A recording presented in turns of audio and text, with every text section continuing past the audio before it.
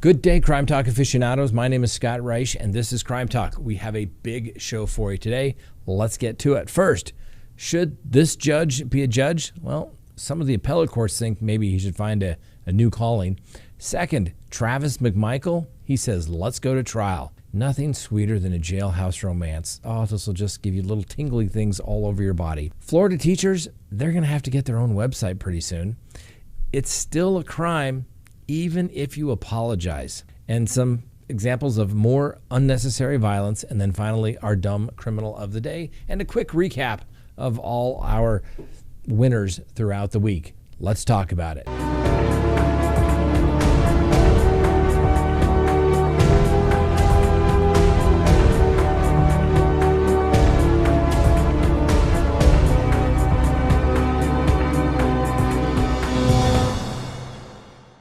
Good day, Crime Talk aficionados. This is Crime Talk. My name is Scott Reich. Thanks for watching. If you haven't done so, hit the subscribe button, hit that little bell so that you receive notifications of when we go live and put up new content.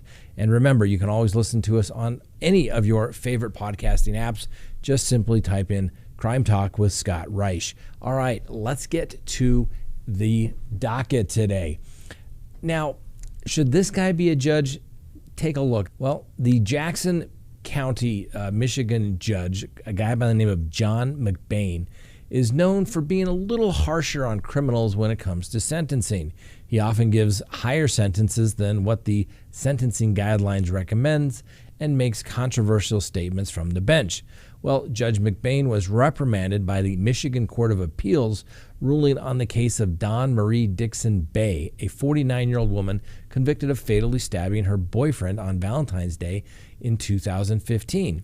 Well, Dixon Bay said it was in self-defense. In 2017, Dixon Bay was found guilty of second-degree murder, and McBain sentenced her to a minimum of 35 years in prison, which is 15 years longer than the recommended guideline sentence. So during the sentencing, Judge McBain said, "I hope you are haunted by the vision of you stabbing him." In 2020, the appeals court said McBain treated the defendant as if she was convicted of premeditated murder and grilled her in court.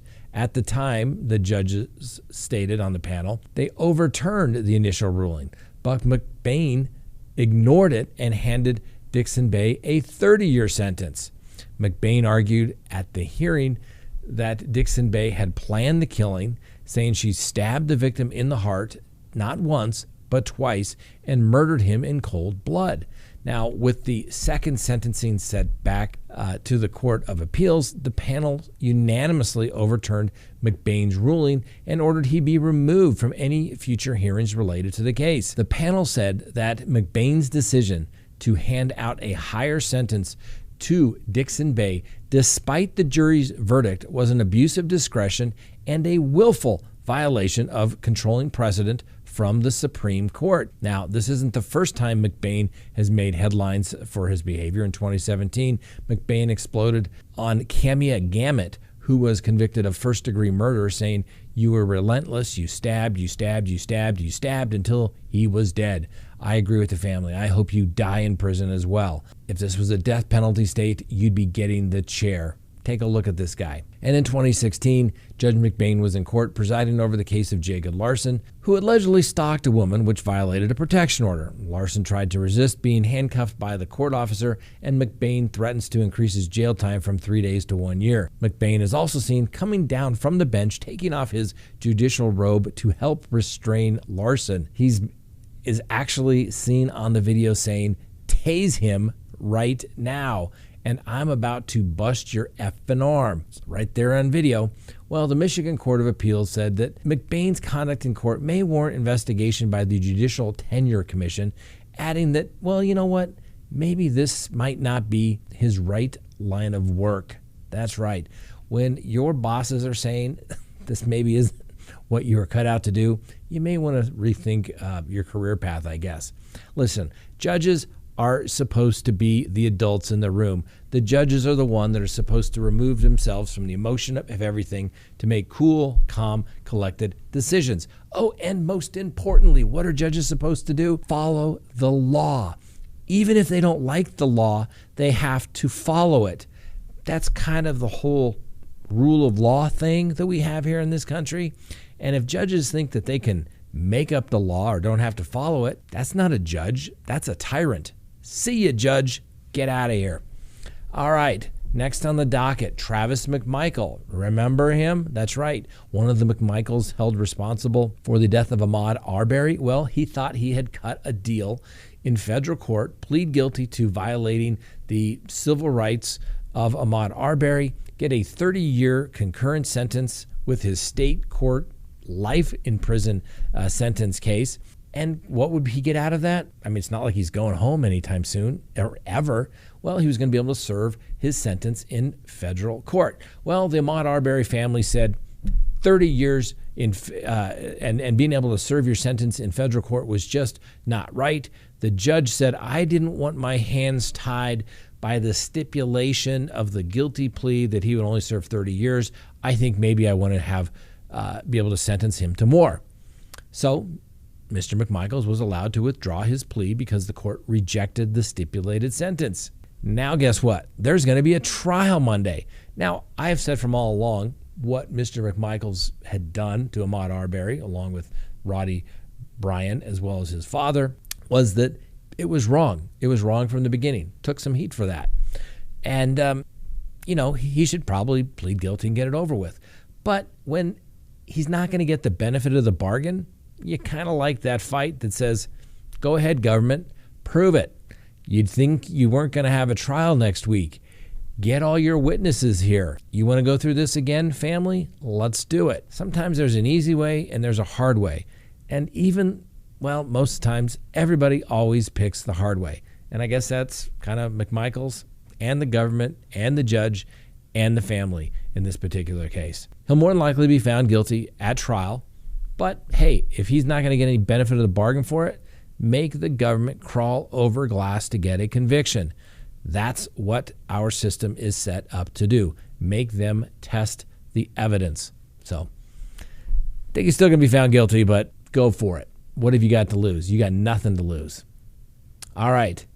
Remember the Crumbleys? That's right. The parents of the Michigan school shooter, that guy. You got to love prison romances. I mean, seriously, doesn't it just send a little tingle all over your body how they still love each other when they show up in court? Well, apparently it's gotten so bad that prosecutors have asked the court to put an end to their inappropriate courtroom antics between James and Jennifer Crumbley, who are the parents of the 15-year-old Ethan Crumbley, who's charged with the killing of the 4 students at the Michigan high school that took place last year. Now, the Crumbleys are charged with involuntary manslaughter for allegedly allowing their son access to the gun that was allegedly used in the shooting. Now, during the hearing, James and Jennifer Crumbley are seen blowing kisses and mouthing, I love you, to each other. Prosecutors have asked the judge to put a stop to the inappropriate and disrespectful displays of affection in the courtroom. And Mr. and Mrs. Crumbley conduct in court makes a mockery of the crimes of the accused and the crimes that he's accused of committing. That's according to the Chief Assistant Prosecutor, David Williams. The courtroom is not a place for blowing kisses and sending secret signals.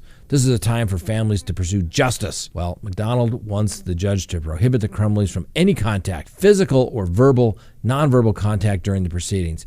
Now, in the filings, they said the defense expressed a willingness to help the Crumbleys comply. All right, let's get serious about this, ladies and gentlemen. Crumbleys, stop your crap, okay? Seriously, I know you're in love. You haven't seen each other in a while. Okay, whatever. Maybe that's their way of communicating, saying, stand strong, stand strong. But it is a courtroom. I'm going to agree with the prosecutors on this one. There's a certain decorum that needs to take place. And if you can't conduct yourself appropriately, guess what? Then you can't be there. It sounds more like something that the sheriff should be taking care of in the courtroom than the prosecutor having to bring it to the attention of the court. Now, I have been known to, let's say, show my displeasure with the court's rulings on occasion, as well as maybe some of the witnesses' testimony. And I, too, have been admonished. I even had my investigator admonished once for reacting. When a question and answer came out, he would, geez. And the judge thought it was distracting. I said, I understand, Your Honor. Of course we will make sure my investigator keeps a poker face here at the table. So, the Crumbleys, come on, seriously, I get it. But prosecutors, it's a court proceeding. I get it. solemn proceedings. They should exercise appropriate decorum. But I'm not sure it's worth anything more than telling the judge or the sheriff, these two are communicating, have them stop it. And usually the sheriffs will take care of it. But hey, that's just me. Please go to crimetalksearch.com, sign up for a background subscription service. You'll be happy you did. If there's anyone out there you were ever curious about what was in their background, now is the time to do it. If you're going to get involved with somebody, now is the time to do it. When you go to crimetalksearch.com, you put in the name, literally millions of public records are searched, and a report is generated. And it's going to give you a report. If they have multiple social media accounts, you're going to find it. If they have multiple phone numbers, multiple email addresses, it's going to be found. And more importantly, you're going to get information regarding criminal history. Hopefully the person you're searching has none whatsoever. But if it's there, it's going to be found. You're going to get everything you'd want to know, whether you're going into business or whether you're going into a personal relationship. You're going to be able to find out the information you want to know. So go to crimetalksearch.com, sign up today. You'll be happy you did. All right, next on the docket. I don't know why so much of our news seems to come from Florida, but there's the Florida Man website. Well, teachers are going to have to get a Florida Teacher website started. And the guy that should be appearing in their first post may be this guy. He's a teacher, a guy by the name of Carlos Aguirre Rendon, a math teacher at the Deltona Middle School in Florida. And he is accused of kissing one of his students on the lips. Oh, wait, there's more. He has reportedly been pursuing a relationship with the 15-year-old female student before he was arrested. And here's some body cam footage of the arrest captured the moment Aguirre stepped outside of the school, where an officer immediately handcuffed the father of two children and placed him inside the police car. Now, according to documents, Aguirre asked two other students to leave the classroom, then stood up, wrapped his arms around the victim, pulled her mask down, and kissed her on the lips. The victim tried to pull away, according to the records, but Aguirre persisted. Now, this is where it gets weird. The teen's parents were aware of a close relationship between their daughter and the teacher since the beginning of the school year, but didn't think anything of it because she had become attached to the teacher in the past, according to the affidavit. Okay, I'm sorry, ladies and gentlemen. We all had a favorite teacher. Let's get for real. You hope your kids like their teacher. But when you have a close relationship with a teacher and a child and a female and a male teacher, I'm sorry. Parents, get the naive bubble burst here, okay? That's just weird. It's wrong. I know, Scott, you're always the one saying this. It's wrong. Just don't let it allow it. Your spidey senses should start tingling. Don't let your young female daughter have a close relationship with a male teacher. Come on. Get for real, all right? Aguirre was also seen at a park with his arm around this young woman. And then when the school administrator learned of the allegations against the teacher, the victim was transferred out of the class, and Aguirre was advised not to return to school pending an ongoing investigation. And then the deputies had learned that Aguirre had approached potential witnesses at a local park, asking about the victim and telling at least one witness not to talk to police. Well, Mr. Aguirre has been charged with lewd and lascivious conduct and witness tampering. He was arrested and posted a $12,500 bond. But wait, there's more. Another Florida teacher by the name of Andy Barbosa Morel was arrested after a female student accused him of inappropriate touching and attempting to sexually engage her during class. I mean, these teachers are so bold, they don't even do the texting thing after school, sneaking out like we've talked about so many. They're just making their moves in the classroom. That is bold. So according to the report, the female student said Barbosa Morel approached her while she sat at her desk and allegedly leaned down, caressed her right leg below the knee, then asked if she was feeling all right.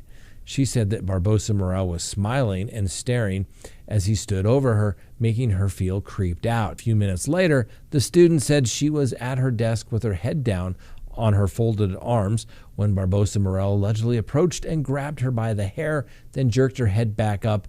He then reportedly placed his lips on the victim's ear and whispered softly, "No hable," which means don't talk in Spanish, before forcefully pushing her head forward. Well, when the class ended, Barbosa Morel allegedly said in Spanish, "No hug, give me a kiss," as the students were exiting the classroom. Now, Mr. Barbosa Morel's attorney, Orlando Rodriguez, said the notion that his client would be so stupid that he would make a sexual advance toward one of his students in front of a dozen classmates was absolutely absurd. Mr. Barbosa merely tried to wake a student who was sleeping in his classroom, according to his statement. He then tapped her shin in efforts to wake her. And according to the attorney, Mr. Barbosa neither pulled her hair or made any alleged statement that is alleged in the arrest affidavit. Well, he's still under arrest. Anyway, teachers, they're getting bold. They need to get their own website. Maybe CrimeTalk could be like the unofficial website for these teachers. You do it, we report it. All right, it's still a crime, even if you say you're sorry.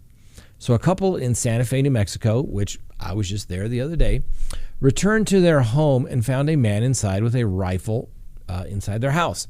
And according to the Santa Fe County Sheriff's Office, the couple reported the suspect had apparently bathed and taken a nap, then helped himself to some shrimp and beer that was in the fridge. But instead of threatening the homeowners, the suspect felt extremely embarrassed and said that he was sorry for breaking the window to get inside their home, and then he left $200 on a chair as reimbursement for the damage that he left.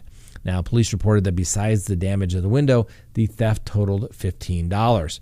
And the sheriff's deputies didn't find anyone near the property when they arrived. But on Monday, Santa Fe police patrolling the area near a local Church's Chicken, there was somebody that attempted a carjacking there, picked up 34-year-old Terrell Christensen, and he admitted to them he had broken into the Santa Fe home the previous day. Per the probable cause statement, he allegedly told the police he'd been caught in a blizzard and was afraid he might freeze, so he broke in the home. Nice duress defense, Mr. Christensen. Christensen was then booked into the county jail and faces charges of aggravated burglary, larceny, and criminal damage. Yes, it is a crime, ladies and gentlemen, even if you pay for it, okay? You just can't do it. It's the moment that you go in if you don't have permission. And if you go in to commit a crime therein to take something, that is burglary, okay? Even if you pay for the broken window. Yes, it is a good duress or some sort of choice of evils defense if you were in fact in a blizzard, going to die because of the weather. You broke into the house and only used the minimum resources necessary, and immediately upon the blizzard ending, you contacted the police and told them what you did. Perhaps you would have a choice of evils defense. It doesn't really carry much weight when you also get caught for the carjacking down at the Church's Chicken. Go figure. All right, some more unnecessary violence. And yes, once again, it involves food. An Iowa man has been sentenced to life in prison after running his friend over with a truck 3 times, but ultimately resulted in his death after a bar brawl broke out over, get this, mayonnaise. Christopher Erlblocker hit and killed Caleb Solberg on December 17th of 2020 outside a cafe in a small town called Pisgah, Pisgah, after the pair had been drinking and eating at a bar. The court heard the brutal attack stemmed from Erlblocker's smearing mayonnaise on Solberg's food at a bar in Moorhead, with Solberg retaliating by punching Erlblocker. Erlblocker was convicted of first-degree murder in a trial that concluded on December 10th of 2021 and was sentenced on Monday. Erlblocker later claimed he had no intention to kill Solberg and that he was intoxicated in an attempt to reduce the charge to second-degree murder, which would result in a sentence of 50 years in prison as opposed to life. So another deadly combination, ladies and gentlemen, food and alcohol. That's right. I used to say it was always sex, drugs, and alcohol that will keep me employed until I want to retire. Now I'm going to have to say sex, drugs, alcohol, and food, because there clearly seems to be a bit of a pattern developing here. And listen to this unnecessary violence. An Atlanta man has been arrested and charged with shooting a pair of contractors, killing one, after arguing with them about the noise. According to the Atlanta police, they responded to the Premier Apartments in southwest Atlanta and found Atencio Geronimo, 43, and another contractor with gunshot wounds. They were both taken to a nearby hospital, but Geronimo died from his wounds. Investigators said they arrested 26-year-old Trayvon Deshaun Webb, a resident at the apartment complex, and charged him with murder, 3 counts of aggravated assault, and possession of a firearm during the commission of a felony over the noise. Well, at least he will have some peace and quiet in jail for the rest of his life. Wow. Our dumb criminal of the day. But hey, let's give you a quick recap throughout the week. First, Monday, Maxwell Carr and Kendra Knight were arrested after Virginia State troopers found marijuana that they said they had purchased for their boss. The couple hid the large quantities of marijuana in a vacuum in the trunk and beneath the gear shift in the car. Tuesday, a woman called 911 because Brandon Smith threw hot ramen noodles at her after they had a fight over whether to allow the dog on the bed. Smith said the woman fell into the noodles. Smith was arrested for domestic battery. She fell into the noodles, like she walked into that cupboard. That's how she got that black eye, right? Wednesday, a fight broke out at the Golden Corral in Pennsylvania because of one customer, Alex Rios, got angry because someone else got their steak before he did because they ordered after him. The fight resulted in about 40 people being involved and resulting in a complete wreck. Next, Thursday, John Benning called 911 5 times saying he had a medical emergency. When first responders showed up, he was visibly intoxicated and picked up a heavy metal pipe and threatened the firefighters with the pipe. Benning was ordered to drop the pipe and was arrested and charged with aggravated assault against firefighters. And you don't mess with firefighters, ladies and gentlemen. And today, Friday, Charles Barnes, 64, was arrested on felony fraud for allegedly voting in the 2020 general election in both Florida and Connecticut. Barnes is a Connecticut native, but is now retired and lives in Florida in a community called The Villages.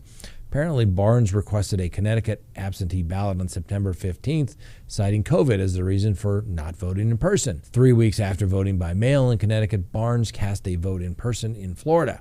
When asked why he voted twice, Barnes said he did so because he just wanted to vote twice and wanted to see if he would have his vote counted twice. Well, Barnes was the 4th resident of The Villages to be arrested in recent weeks for allegedly voting twice in the general election. Yes, ladies and gentlemen, you can only vote once, regardless of your party affiliation. Although they didn't tell us what his party affiliation was, needless to say, Mr. Barnes should have known better. And it is not a defense to say, I wanted to break the law just so I could see what was going to happen. Not a defense. And now you may not be able to vote because you're going to be on probation, because you can't vote in most states if you're on confinement or on probation. Some states let you vote when you're done with all that with a felony conviction. Some do not. Congratulations, Mr. Barnes. You are a dumb criminal of the day.